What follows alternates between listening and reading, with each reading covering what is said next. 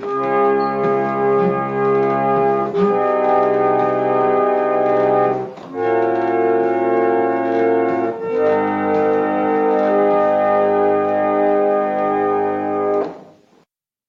and welcome to Ipsa Dixit, a podcast on legal scholarship. I'm your host, Brian L. Fry, Spears Gilbert Associate Professor of Law at the University of Kentucky College of Law. My guest is Howard M. Wasserman, Professor of Law at Florida International University College of Law. We will discuss his new book, Infield Fly Rule Is in Effect, The History and Strategy of Baseball's Most Infamous Rule, which is published by McFarland and Company. So welcome to the podcast, Howard. Thank you for having me. Yeah, so as I was saying earlier, I'm a huge Infield Fly Rule fan, even though I couldn't really describe myself as a baseball fan per se. And I really enjoyed reading your book because you got into the rule in such amazingly granular and fascinating detail. But for listeners who may not be baseball fans or may not be familiar with the Infield Fly Rule, I was wondering if you could just explain to people what it is, because it seems like even for a lot of baseball fans, it's a rule kind of that's an enigma shrouded in a mystery, within, something that's very hard to understand.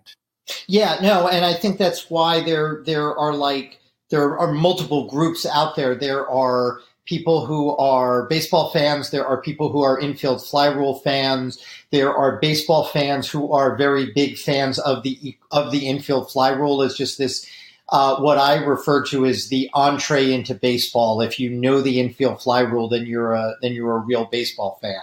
And I think there are a lot of lawyers and a lot of law professors who are sort of in that camp. Excuse me. So the basic idea of the basic thing that the Infield Fly Rule says is this: that if the batting team is up and has either runners on first and second or the bases loaded with less than 2 out, and the batter hits a fair fly ball that is playable by an infielder with ordinary effort, that would be an easy catch for an infielder to make, then the batter is automatically out. The runners are not forced to advance, although they can run at their own risk. And if they do, they have to be tagged out. It's not a forced play for them running to the next base. And the idea behind the rule is to eliminate what is regarded as kind of a cheap or unfair double play, that the infielder would intentionally not catch the ball. If you didn't have the rule, the infielder could intentionally not catch the ball and get a double or triple play on the base runners, rather than 1 out by catching the ball. So in other words, the defense is better off not catching the ball than catching the ball. And this takes away the incentive to do that. Okay, so how does it work in practice? Like if the players who are running see this pop fly ball, do they just know that that's Infield Fly Rule and know that the batter's out, or does something else have to happen? Well, so the umpire has to declare infield fly, has to actually call the batter out. So the umpire has to make a judgment call that the ball is playable by an infielder with ordinary effort. And usually what they look to is, was the ball hit high enough in the air, and is the infielder settled under the ball and just kind of, is he stationary and waiting for the ball to come down to him? And when the umpire sees that, you'll see him, it's on the cover of the book, he'll raise his fist in the air. That signals that the batter is out. And that tells the base runners that infield fly was called, and that tells them what they can or cannot do. Of course, they don't always pay attention, which is where you sort of occasionally get comedies of errors. Okay, so when does this happen? When does the umpire actually make the call? There's some debate about that, but it is some point when the ball is in the air and before it lands on the ground. So there's debate among umpires. Some say you call it when the ball is at its apex of its flight. Others say you just watch the infielder And once you see him settled under the ball, that's when it should be declared. And the latter school relies on the idea that you don't actually watch the ball, you watch the infielder. When you see the infielder's body language that indicates it's an easy playable ball, that's when the umpire declares and calls the batter out. Okay, so one thing I think might be helpful in understanding how this kind of functions in practice is to sort of work out, in the absence of the infield fly rule, what would happen? So the concern is a double or triple play. So here's the situation. If you imagine a ball hit, near where the shortstop stands, kind of on the edge of the outfield grass, and the shortstop is settled under the ball and just waiting for it to come down. Now, and let's say there are runners on first and second. Those base runners kind of know the situation, and they know that if the infielder catches the ball, then they can't advance unless they retouch, unless they tag up. They touch the base that they're on and then try to run to the next base. And they also know that if they drift too far away from the base, and if they don't tag up, they can be thrown out at their prior base. They also know that if they drift too far towards the next base to wait and see what's going to happen, then if they drift too far off and the fielder catches the ball, they're going to be doubled off on their prior base.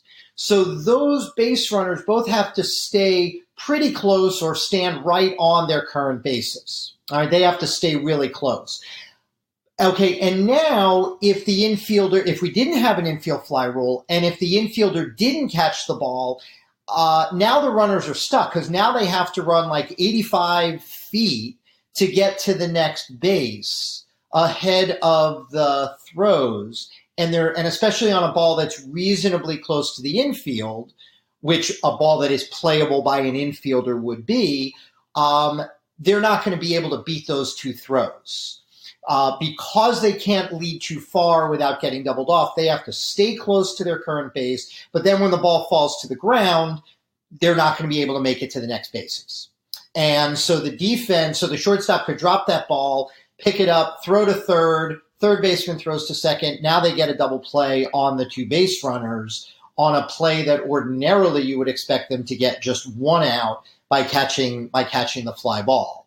So the base runners are really hung out to dry. There is nothing that they can do, or they are stuck and really unable to counter the play because they have to stay close to home. They can't lead too far, but then they have too far to go to try and beat the double play.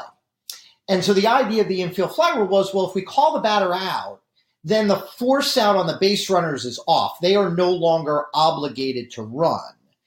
So they don't have to go anywhere. So they don't have to worry about seeing whether the fielder catches the ball or not. They can't, if he drops it, they can run, but they don't have to, so that the catch-22 that they're placed in is taken out. There's a 1911 newspaper article that described the base runners being up a tree, which is, kind of interesting early 20th century language to describe it. But we're trying to get the infielders out of that impossible bind. Yeah, so if I understand it correctly, then without the infield fly rule, the base runners would have no idea what to do until the fielder decided whether to catch or not catch the ball. That's exactly right. And then whatever he decides, they're toast. They're going to get thrown out no matter what they do. Yeah. And a good infielder, if you take away the rule, and infielders practice this and they get good at this, a good infielder can hide his intention. He can wait until the very last instant to decide whether he's going to catch the ball or not. And his teammates can kind of work with him to see, okay, what are the base runners doing? Are they going? Well, now I'll catch the ball. Are they staying put? Well, now I won't catch it. And so the the infielder has what I call last mover advantage, because he can see what the infield is doing, but what the base runners are allowed to do rests entirely with the infielder. The base runner's obligation entirely depends on whether the fielder catches the ball or not. And what the infield fly rule does is it no longer matters whether the infielder catches the ball or not because the batter's out. Right. I mean, it's almost like a Schrodinger's rule or something in a sense, like the batter's both out and not out until the fielder decides what to do. Exactly. And or we just don't know, so the rule just takes away the possibility of the batter. Once the rule is invoked, it takes away the possibility of the batter not being out. And that eliminates, I describe it in terms of incentives. There's no longer a reason for the infielder not to catch the ball. And so no longer a reason for the base runners to have to make any choices. Okay, so you kind of alluded to this earlier, but is this like a new rule or is it something that's been around for a long time? And where did it come from? It has been around for a long time. The history, there's a lot of interesting and kind of new historical research being done on it and finding some different things every day. But the prevailing story is that the rule didn't exist for about the first, if you date the origins of professional baseball to the 1860s or 1870s, the rule didn't exist for about the first 30 or so years. And there were a number of infielders who were quite well known for making this play and for executing this play. And in the mid 1890s, in 1890, actually, there was what was called the Players League, which was a rival major league to the National League that only played for one season. It had an infield fly rule. And then the National League put the rule in place starting in 1894. And there were a couple of high-profile examples that had gotten some attention. There was concern that with the more prevalent use of gloves, the play was becoming a lot easier and therefore for infielders to make, and therefore it was unfair. The catch, non-catch thing was potentially kind of tricky for an infielder who's playing without a glove. It becomes a lot harder once they started playing with gloves and once the gloves became of higher quality. So at some point in the early 1890s, people started thinking that the play was a little too easy for infielders to now make, and therefore unfair to, even more unfair to the base runners. So the first version of the rule was introduced in the National League in 1894. And initially it applied only to a runner on first with one out. And then there were a series of amendments over the course of the next decade or so. And by 1904, the basic framework of what we now have was in place. There was one tweak added in 1920, but by 1904, what we would now recognize as the rule was in place. So it took about a decade of tweaking by the rules drafters to get where we ended up. Right. I mean, it sounds like there, at least initially, was a relatively significant degree of skill required of the fielder in order to sort of make this play work. But as players, frankly, have gotten so good, maybe it's easier and easier for them to actually do it. Players have gotten better, equipment has gotten better, and fields have gotten better. So if you think about what you have to do to execute, the key to executing the play is either to let the ball drop to the ground untouched, or to drop or to let it go into your glove or into your hands and then fall to the ground in a way that, number one, doesn't look too obvious like it's intentional, because you can't intentionally drop a ball. There's a separate rule about that. And number two, that it lands on the ground in a way that is easy for you to control, so that you can pick it up and you can make the one or two throws that are necessary to get the double play. And as gloves got better, it was easier to do that. As the fields got better, it became, there was less of a risk that the ball was going to hit some random pebble and kick off God knows where. So it was easier to get to control the ball. It was easier to get a nice clean bounce off the ground or a clean landing for the ball on the ground.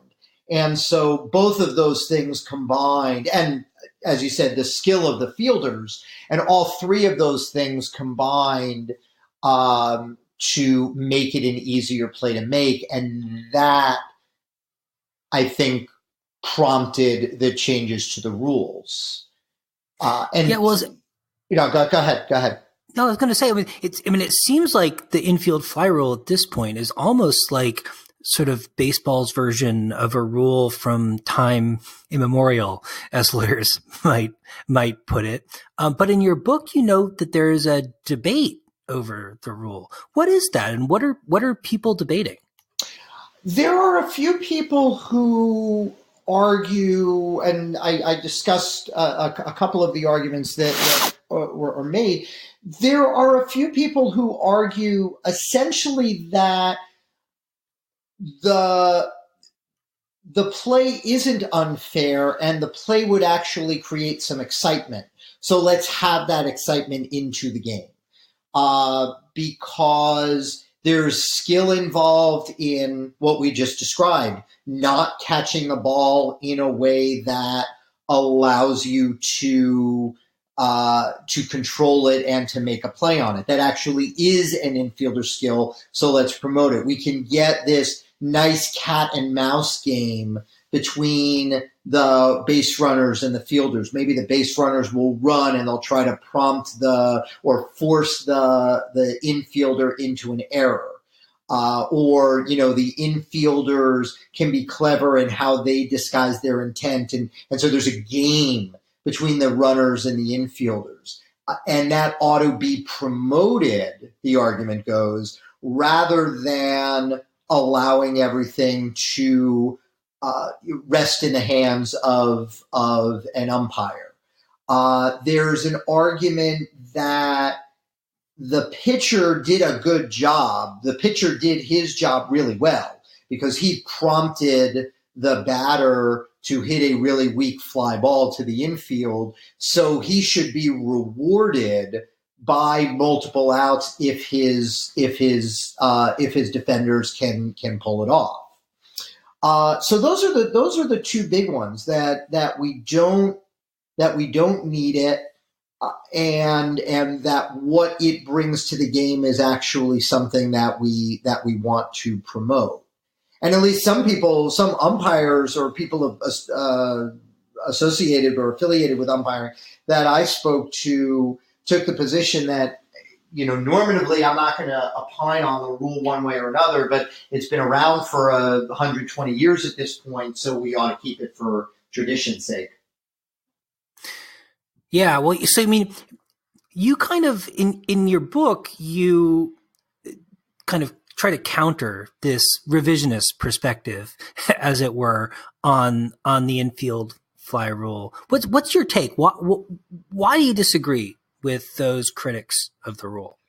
Because I don't think it would create a cat and mouse game. What I think it would create is an overwhelming advantage to the defense, because infielders would be so good at it that you'd see a significant increase in these double plays. And I don't think it's warranted. I think the rules of the game ought to exist to balance out the equities of a situation, of a particular game situation, to the extent possible. So there's going to be costs and benefits, and some team is going to come out ahead on any play relative to one team is going to come out ahead on the other. But when it's so overwhelmingly stacked, I think it's appropriate for the rules to step in. And so one of the things that prompted me to start writing about this is I was seeing a lot of commentary, including on some blog posts that I had written. And the basic argument was, well, why do we have a special rule for the infield fly situation, but we don't have it for these other situations in baseball, and we don't have it for these other situations in other sports? And aren't they all the same?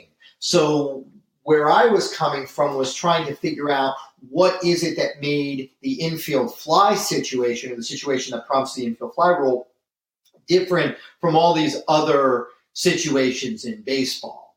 And what I found was, or what I developed was a framework that shows why this really is a unique situation that does warrant its own unique rule, even if, in order to eliminate that just sort of overwhelming cost-benefit disadvantage, even if we allow cost-benefit advantages in other contexts.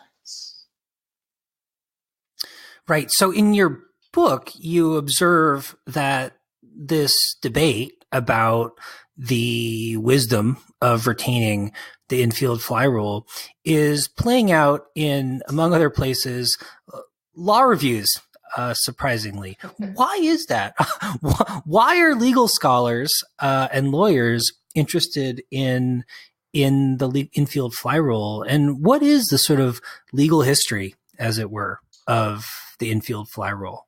So the why goes back to something I said it at the outset. There are a lot of baseball fans who are also infield fly rule fans, and they seem to gravitate into law and into the legal academy.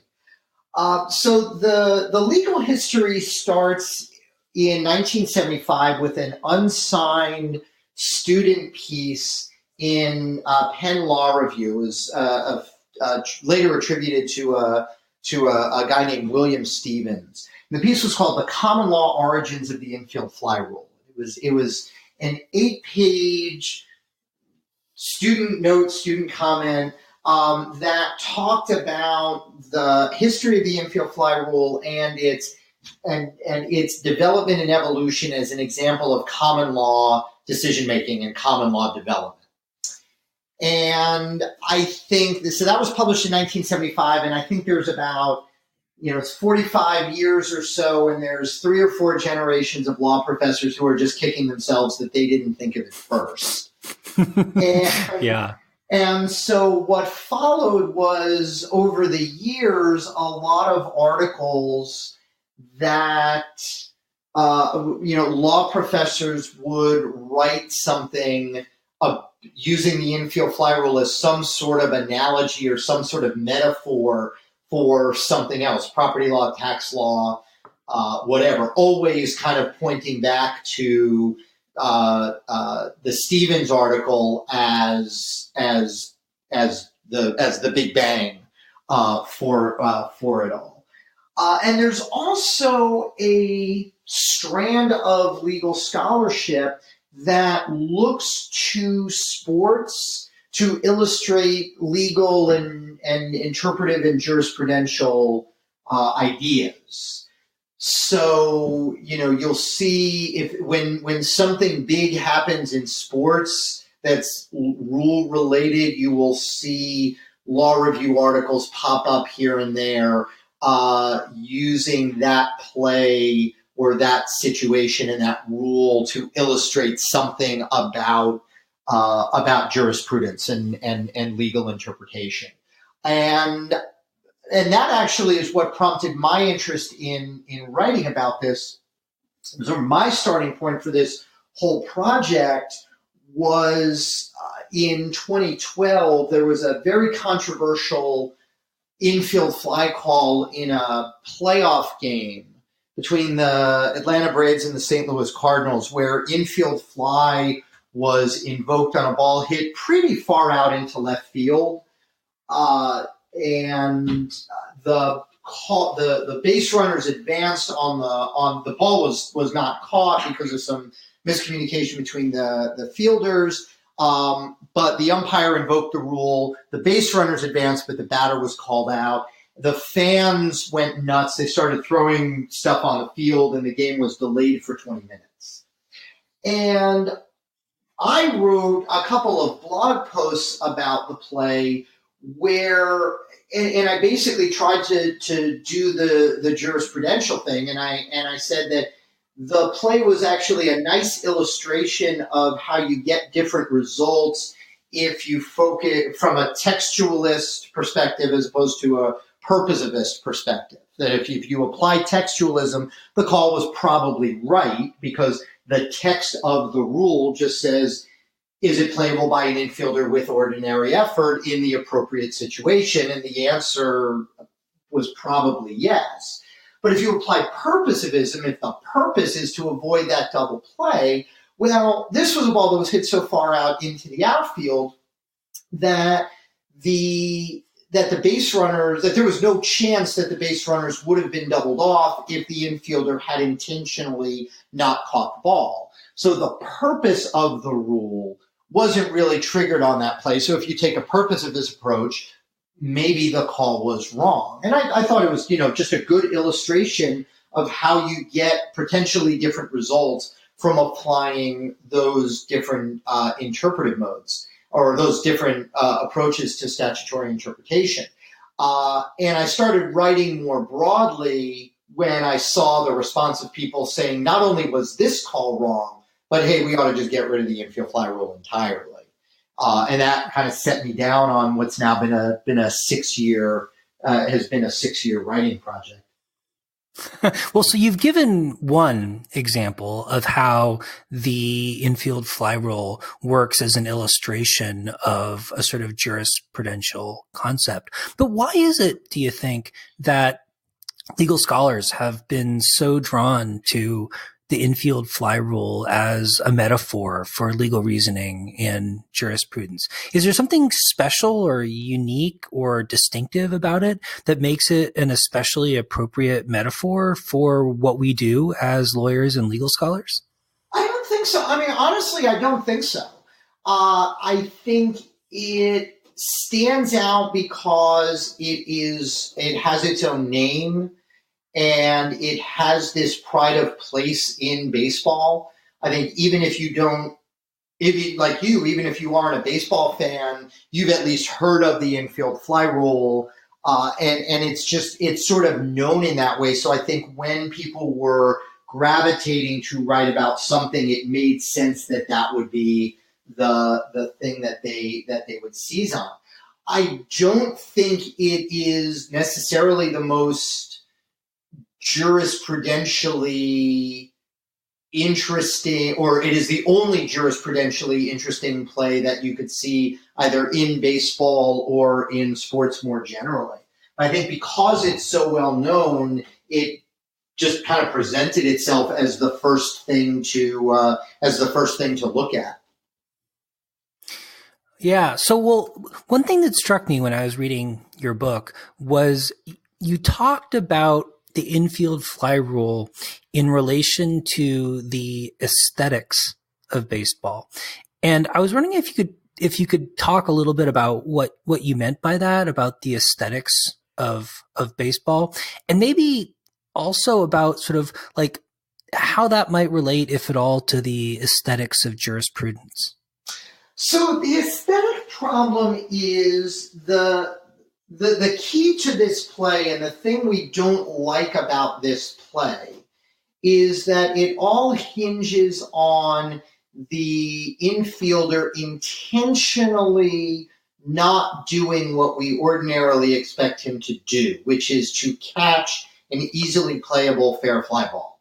Ordinarily, if there's an easy fly ball, we expect the infielder wants to catch it, and we expect the infielder to catch it. And the game is built around that. And so one of the problems, the thing about the infield fly play is the double play comes about because the infielder intentionally didn't do that. On this one play, he intentionally did the opposite of what he wants to do. He didn't perform the skills that we expect him to perform. He did the opposite. He dropped it, and he dropped it intentionally. And from the argument in favor or the argument against the rule is, hey, you know what? That requires some skill. You've got to be good in order to not catch the ball in a way that allows you to make a play. And the response to that is, yeah, but it really looks kind of ugly. It looks aesthetically displeasing to have infielders, to have fielders intentionally not catching the ball. And that's kind of the other, I think, element to this is that the rulemakers could reasonably say we don't want to incentivize infielders to not catch the ball because we don't like what the game would look like in that situation. And so we'll have this rule in order to eliminate this play or the incentive for this play that makes the game less aesthetically pleasing. And you can imagine a lot of rules being about that. It's all laws, all rules governing some context or some community are about making for the best community, including the most aesthetically pleasing, the most watchable, the most livable community that we can create. And that, in a sense, that's what a lot of legal rules do. And that's at least a piece of what the Infield Fly Rule is designed to do. So in closing, Howard, I wonder if you could speculate. Do you think the Infield Fly Rule is going anywhere, or is it here to stay? It is here to stay. It is not going anywhere. The voices that are pushing for its repeal are sort of very much in the wilderness. One of the people that I was responding to in the book is a judge on the Central District of California who wrote an article urging repeal of the rule. And he's obviously in a high-profile position, but not high-profile with respect to baseball. I was not able to talk to anybody within Major League Baseball, about the rule as part of this book, unfortunately. But I have seen no inclination by anybody in a position of authority to even toy with it. And they're rethinking a lot about baseball. Certainly, this has never come up in anybody's serious conversations. And one thing is because I think there's a general distaste for that unfair double play. And one of the people that I was able to talk to for the book is a former umpire named Jim Evans, who umpired for years in the major leagues. For years, he ran the umpire school that trained all of the minor league and Major League Baseball umpires. And he's widely regarded as the dean of umpires, the one most knowledgeable about the rules. And I asked him, if they were to repeal the rule, how long before infielders started trying to do this? And his answer was last week. And as they practiced it, they would only get that much better at. And as they practiced it and as they strategized for it, and his team strategized for it, they would only get that much better at the play. So it's not going anywhere. It is here to stay. Okay. Well, Howard, it's been great talking to you. And I got to say, I really enjoyed reading your book. It's wonderfully written and like a total baseball page turner. Well, thank you very much. And thank you for having me on.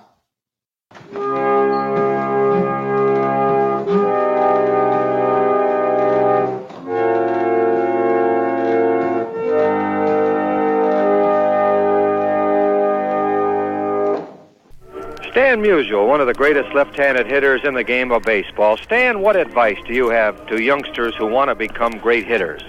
Well, the first thing, Lou, I think they should have a bat that they can handle and experiment with the bat with the type of handle they might want to use, and because you swing it at all times, and a bat is one of the most important things in hitting, so they should be careful in the choice of their bat.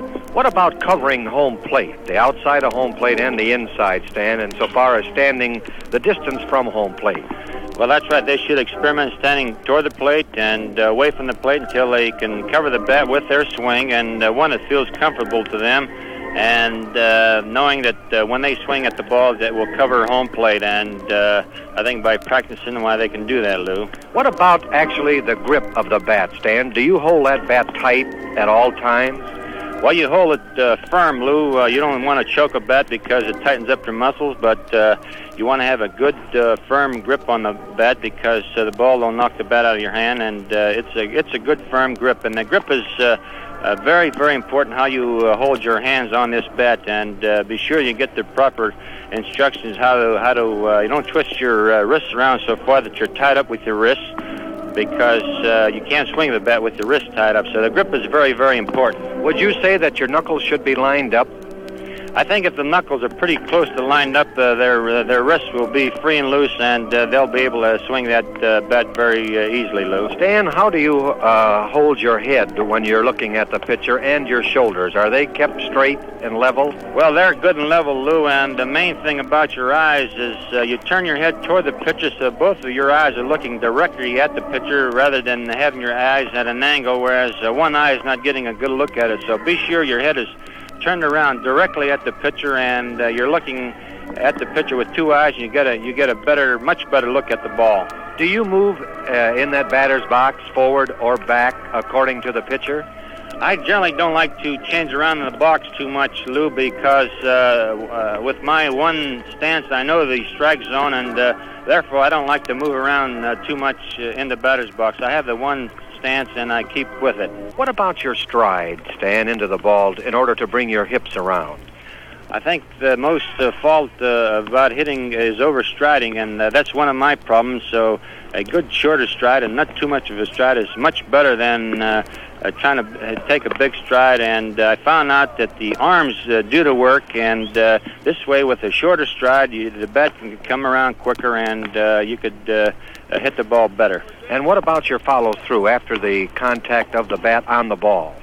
Well, naturally, after you hit the ball, you try to break your wrists just about the contact with the ball and follow through. You never stop your swing because that way you lose your power. So as you meet the ball, you follow through with your swing, and gives you that little extra power.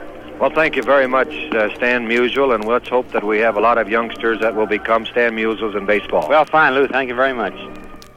Baseball Tips from the Stars by Mars Candy. Mars Candy has two other special records for you. One is How to Pitch with Warren Spahn, Joey J., Johnny Padres, and Don Drysdale. The other is How to Field with Willie Mays, Don Hoke, John Roseborough, and Gil Hodges. Have you heard them? They're sure to help you. So long for now. Good luck and good batting.